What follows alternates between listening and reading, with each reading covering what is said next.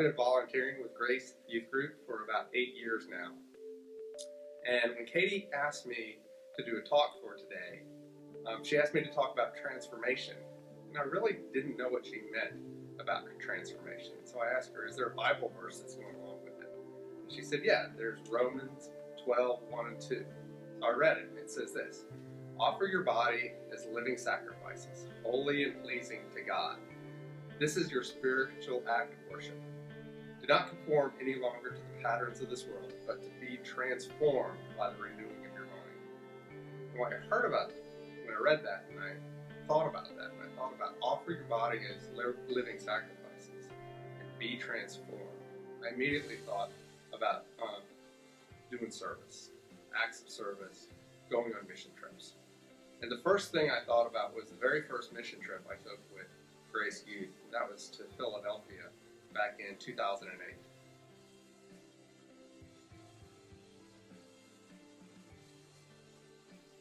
I was the leader on the trip. As I said, it was the first trip I've ever taken. And I was a little bit afraid. I didn't know what I was supposed to do. I thought about all these things that a leader was supposed to be. Leader is supposed to tell people where to go. They're supposed to protect them. I had 10 guys going on this trip, and the only girl was my daughter, other than Jenna Carter. So that was the way the trip is. So I felt protective over my daughter. I felt like I had to be there for the kids. And we were going to inner city Philadelphia, which is a scary place. I mean, we were going to live in the ghetto. And when I say the ghetto, I mean, it was the ghetto. So I had all these expectations of what I was supposed to do. Spiritual leader, physical leader, organizing the trip, driver of the van, getting everybody food, making sure people didn't get hurt, especially in this sort of scary place.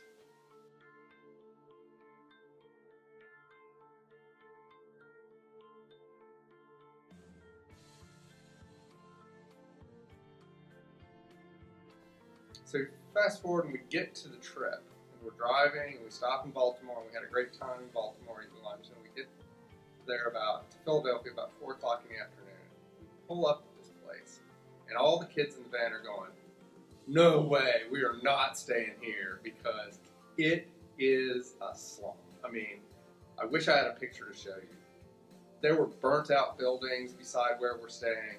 Where we were staying looked like a fortress. It was this brick building with bars on all the window and this huge steel door with this clasp that you had to shut from the inside, like a bank vault. I mean, it was scary.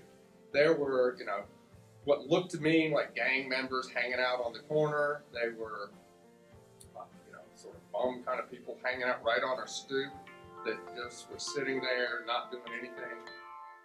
I had no idea what we had gotten ourselves into.